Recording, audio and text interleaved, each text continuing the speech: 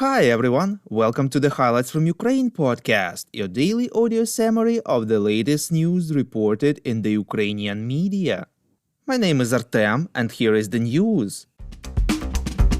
For 461 days, Ukraine stands strong against the forces of the Russian invasion. Yesterday, 25 to 32 unmanned aerial vehicles attacked Russian capital Moscow, reports Ukrainska Pravda. The Russian Ministry of Defense claimed that only 8 drones allegedly participated in the attack and all of them were downed. According to the Russian media, there were up to 32 drones and 3 of them reached Moscow itself and hit residential buildings. They caused only minor destruction, no casualties reported. According to a list of drone crash sites in Moscow Oblast prepared by the media Verstka, one of the drones was allegedly shot down near the residence of Russian President Vladimir Putin. Putin, in response to the attack, said that Moscow's air defenses worked properly during the drone attack, but there is still room for improvement. Later this night, a fire erupted at the oil refinery in the Russian southern region of Krasnodar. Reportedly, it was hit by a drone. When asked about this morning's drone attack in Moscow, UK Foreign Secretary James Cleverly said that Ukraine has a legitimate right to defend itself and can project force beyond its borders to undermine Russia's ability to project force into Ukraine itself. The UK Foreign Secretary said striking legitimate military targets beyond Ukraine's borders is part of the country's self-defense. The US said that they are still collecting information about what happened in the Russian capital and recalled Washington's position according to which they do not support attacks on Russian territory. At the same time, the White House recalled that during May, Russia attacked Kyiv 17 times. The United States plans to announce an additional $300 million military aid package for Ukraine, reports Voice of America. The aid package includes missiles for the HIMARS multiple launch rocket systems, more tank ammunition and anti-armor weapons. Other munitions include Zuni unguided aircraft rockets, the AIM-7 radar-guided air-to-air missiles.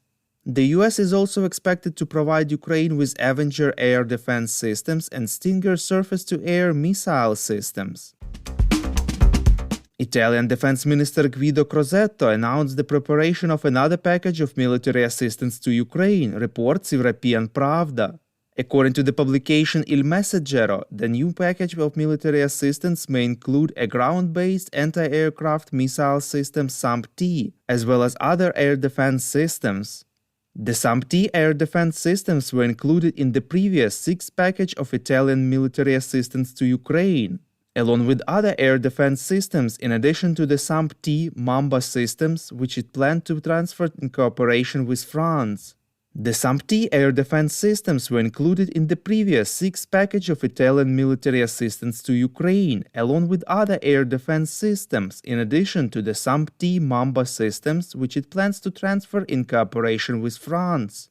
In March, Italy reportedly trained 20 Ukrainian soldiers to use the SAMP-T. We would really appreciate if you could recommend us to your friends and family, as well as share information on social media. This way more people would learn about the podcast and truth about Russia's invasion of Ukraine. At the UN Security Council meeting, Rafael Grossi, Director General of the International Atomic Energy Agency, presented an updated plan for ensuring the safety of the Zaporizhzhia nuclear power plant, reports European Pravda.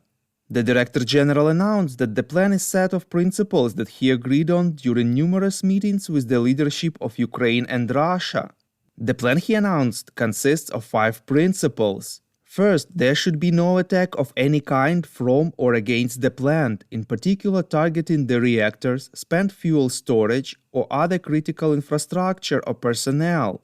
Second, Zaporizhzhia nuclear power plant should not be used as a storage or a base for heavy weapons or military personnel that could be used for an attack from the plant. Third, off-site power to the plant should not be put at risk. Fourth, all structures, systems and components essential to the safe and secure operation of Zaporizhzhia nuclear power plant should be protected from attacks or acts of sabotage. Fifth, no action should be taken that undermines these principles. Grossi asked both Ukraine and Russia to observe these principles. The plan is less ambitious than his initial efforts to create a fully fledged protective zone around the plant, but nuclear energy experts believe it could still improve the volatile situation. Ukraine successfully passed the first revision of the 4-year IMF program and will receive $900 million in a second tranche, reports Suspilne. Head of the IMF mission Gavin Gray said that the decision still needs to be approved by the IMF's board in the coming weeks. He noted that Ukraine has achieved a strong result in fulfilling the requirements of the program and has fulfilled all structural milestones foreseen by the end of May 2023. The total volume of the IMF program is $15.6 billion, of which Ukraine has already attracted $2.7 billion in the form of the first tranche. Thank you for listening to the Highlights from Ukraine podcast. We are a non-commercial initiative of just two people, and we need your help to grow. Share information about the podcast, rate us in the app, subscribe to our Patreon. With your support, we are getting better. We call on you to demand from governments of your countries to impose the toughest sanctions possible on Russia and its citizens to stop their invasion of Ukraine.